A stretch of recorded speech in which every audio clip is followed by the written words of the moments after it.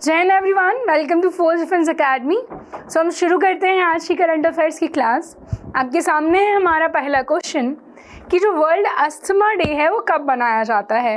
Although कई बार बच्चों को लगता है कि जब एग्ज़ाम होंगे हम तभी सारे डेज याद कर लेंगे, तो प्रैक्टिकली वो पॉसिबल होता नहीं है, क्योंकि हर मंथ में 4, 5, 6 ऐसे डेज होते ही हैं जो एग्ज़ाम पर्सपेक्टिव से बहुत इंपॉर्टेंट होते हैं।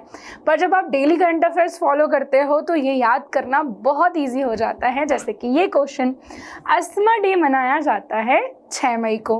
तो यहाँ पर हम 1, 3, 4, 5, 6, 7, 8, 11 और 12 ये डिस्कस करेंगे। 1 को होता है आपका वर्ल्ड लेबर डे, 3 को होता है वर्ल्ड प्रेस फ्रीडम डे, 4 को होता है coal miners as well as fire fighters, 5 को होता है hand hygiene and sanitation day, 6 को जैसे कि मैंने आपको बताया अस्थमा डे तो होता ही है, साथ साथ में नो डाइट डे भी होता है आपका। एथलेटिक्स डे होता है 7 मई को, 8 मई को होता है रेड क्रॉस डे। कौन सा डे है? रेड क्रॉस डे है। 12 मई को आपका कौन सा डे हो जाता है? नर्सेस। और 11 मई को हो जाता है नेशनल टेक्नोलॉजी। अब नेशनल टेक्नोलॉजी जो हमारा 1998 का पोखरण न्यूक्लियर टेस्ट हुआ था ना, उसी को कमेमोरेट करते हुए ये डे मनाया जाता है। इसकी theme make inhale treatments accessible for all, world asthma day की थीम है। Who was appointed as a chairperson of the Public Accounts Committee of the Indian Parliament? So, Public Account Committee Indian Parliament की सबसे important committee हम इसको कहेंगे। Reason being, सबसे important क्यों है? इसका कारण ये है कि पब्लिक मनी रिलेटेड ये कमेटी है। सारा कुछ जानेंगे, पहले मैं आपको इसका आंसर बता दूं। आंसर है इसका सी, के.सी. वेणुगोपाल। के.सी. वेणुगोपाल इंडियन नेशनल कांग्रेस के काफ़ी फेमस लीडर हैं। इनको चेयरपर्सन बनाया गया है पब्लिक अकाउंट्स कमेटी का। तो एक सवाल दिमाग में आना चाहिए कि मैम ये तो अपोजिशन के लीडर हैं और ये पार्लियामेंट की कमेटी है, तो इनको क्यों बना रहे हैं? जस्ट रिमेंबर, पहली बात, जो पार्लियामेंट्री कमेटीज़ होती हैं वो कॉन्स्टिट्यूशनल कमेटी नहीं है। कॉन्स्टिट्यूशनल मतलब जो हमारे कॉन्स्टिट्यूशन में मेंशन हो, there is no provision which is mention in our constitution. फिर पार्लियामेंट्री कमेटी का ऐसा क्लॉज तो नहीं है कि लीडर ऑफ अपोजिशन को ही बनाया जाएगा, बट एक प्रोसीजर बना लिया है कि जो रूलिंग पार्टी के बाद सबसे बड़ी पार्टी होगी उसी के लीडर इस कमेटी के क्या बनेंगे? चेयरपर्सन बनेंगे। तो के.सी. वेणुगोपाल अभी क्या बने हैं? इसके चेयरपर्सन बने हैं पब्लिक अकाउंट्स कमेटी की। अब जो पार्लियामेंट्री कमिटीज़ होती हैं बच्चे, वो 2 टाइप की होती हैं। पहली होती है स्टैंडिंग और दूसरी होती है एडहॉक। स्टैंडिंग कमिटीज़ का मतलब होता है जो परमानेंट रहने वाली, हमेशा रहेंगी, और एडहॉक कमिटीज़ का मतलब होता है जो किसी स्पेसिफिक पर्पस के लिए बनाई जाती है और अपना पर्पस सर्व होने के बाद वो ख़त्म हो जाती हैं। ठीक है, इसके बाद पार्लियामेंट्री कमिटीज़ जो हैं उनमें आपको देखने को मिलेगा जो स्टैंडिंग कमिटीज़ हैं, हम सिर्फ वही देखेंगे। मेजर आपकी पब्लिक अकाउंट्स कमेटी है, एस्टिमेट्स कमेटी है, कमेटी ऑन पब्लिक अंडरटेकिंग्स है, committees for the welfare of एससीज एंड एसटीज़ है। ये मेजर कमेटी है, और भी कमिटीज़ होती हैं। अब इन सभी के लिए जो पावर दी गई है वो लोकसभा के स्पीकर पे है कि भैया जो चेयरमैन होगा हर कमेटी का, उसको कौन अपॉइंट करेंगे? लोकसभा के स्पीकर अपॉइंट करेंगे। स्टैंडिंग कमिटीज़ का जो टर्म होता है वो 1 साल का होता है। कमेटी तो हमेशा रहेगी बट मेंबर चेंज होते रहेंगे हर साल। दूसरी बात मैं आपको बता दूं इन कमिटीज़ के बारे में कि भाई जो कोई मिनिस्टर होगा वो इस कमेटी का मेंबर नहीं बन सकता। कारण, मिनिस्टर्स के पास ऑलरेडी डिपार्टमेंट है काम करने के लिए। जिनके पास कुछ काम नहीं है, कुछ काम इन द सेंस कि उनको कोई पोर्टफोलियो नहीं दिया गया है, उनको जनरली इसका मेंबर या चेयरमैन बनाया जाता है। अब आपसे मैं कहूँ कि अगर जो डेप्यूटी स्पीकर हैं लोकसभा के, वो भी इसके मेंबर अपॉइंट होते हैं, तो ऑटोमेटिकली वो इसके क्या कहलाएंगे? चेयरमैन कहलाएंगे किसी भी पार्लियामेंट्री कमेटी के। पब्लिक अकाउंट्स कमेटी जो कैग की रिपोर्ट होती है उसको चेक करती है, बिकॉज इसको गार्जियन ऑफ पब्लिक पर्स भी कहा जाता है ना। पब्लिक मनी रिलेटेड है ये कुल मिला करके। अब आपसे मैं कहूँ कि पहली बार कब बनी थी ये कमेटी, तो प्री इंडिपेंडेंस एरा में 1921 में इस कमेटी को बनाया गया था, but after independence it was reconstituted in 1950। इसमें 22 मेंबर होते हैं, 15 members are from Lok Sabha and 7 are from Rajya Sabha. सबसे बड़ी कमेटी होती है एस्टिमेट्स कमेटी, जिसमें 30 मेंबर होते हैं सारे के सारे लोकसभा के। हालांकि जो आपकी SCs एंड ST के लिए कमेटी उसमें भी 30 मेंबर्स हैं, पर 20 are from Lok Sabha and 10 are from Rajya Sabha. तो सबसे बड़ी कौन सी हो गई? Estimates committee. CDS का PYQ है। Who inaugurated the 22nd edition of Bharat Telecom event held in New Delhi?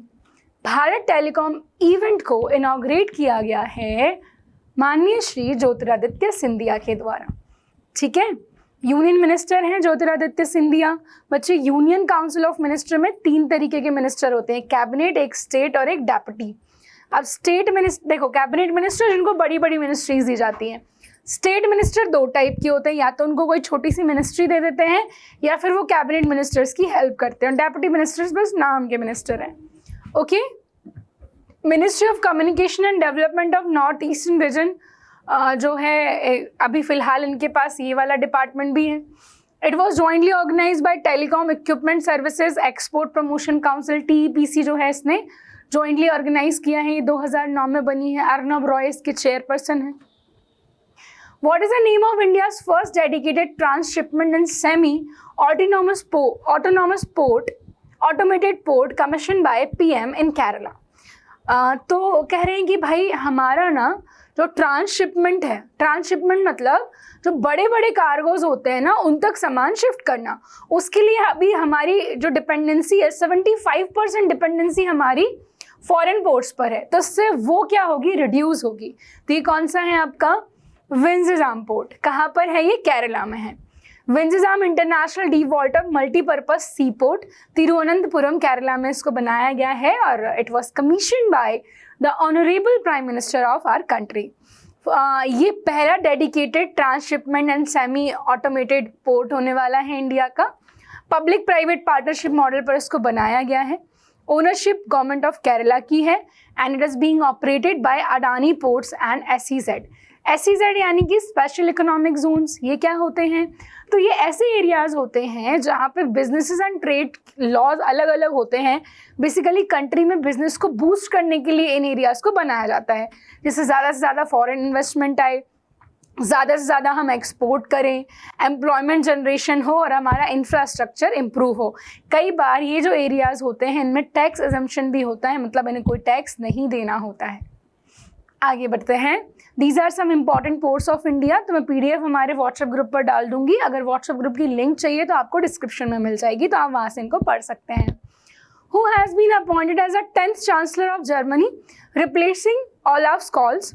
तो Olaf Scholz को रिप्लेस करते हुए फ्रेडरिक मर्ज जो हैं वो नए चांसलर बन गए हैं जर्मनी के। 2022 अप्रैल का जब आप क्वेश्चन पेपर देखेंगे CDS का, वहाँ ये सवाल सीधा सीधा उठ कर आया है that who has been appointed as a new chancellor of the Germany. So Olaf Scholz को रिप्लेस करते हुए फ्रेडरिक मर्ज जो हैं वो क्या बने हैं? इसके चांसलर बन गए हैं जर्मनी के। What is the purpose of the multi-influence ground mine recently validated by DRDO and Indian Navy? तो ये जो है हमारा किसकी बात करें? मल्टी इन्फ्लुएंस ग्राउंड माइन, जिसको DRDO एंड इंडियन नेवी ने रिसेंटली वैलिडेट किया है। तो इसका पर्पस हमें देखने को मिल रहा है targeting modern stealth ship and submarines. Stealth का मतलब पता है क्या होता है? जो रडार जिसको ना पकड़ पाए, ऐसा मटेरियल का यूज जिसको क्या ना पकड़ पाए? रडार नहीं पकड़ पाए। तो MIGM is an advance under water naval mine जो कि DRDO डेवलप करने वाला है। कहाँ पर? तो naval science and technology laboratory Visakhapatnam में। DRDO 1958 में बना है, हेडक्वार्टर दिल्ली में। समीर V कामत जो है इसके चेयरमैन हैं। अब ये सारी न्यूज़ मैंने इकट्ठी एक जगह डाल दी है DRDO रिलेटेड कि भाई DRDO ने रिसेंटली सक्सेसफुली कंडक्ट की है maiden flight trial of stratospheric airship platform. कहाँ पर? श्योपुर मध्य प्रदेश में। और ये वही श्योपुर है जहाँ पर कूनो नेशनल पार्क में चीताज लाए गए थे। DRDO successfully conducted release trials of long range glide bomb, जिसका नाम क्या है? Gaurav. Long range glide bomb Gaurav conduct किया है इनका टेस्ट ट्रायल DRDO ने। DRDO successfully test fired vertically launch short range surface to air missile for the Indian navy. फिर Tejas light combat aircraft pilot at high altitude, क्या इन्होंने test किया है indigenous life support system. बाकी और भी news आपको DRDO रिलेटेड मिल जाएंगी, आपको PDF मिलेगी तो आप इसको पढ़ सकते हैं। Which stadium will host final match of 2027 Women's World Cup in Brazil?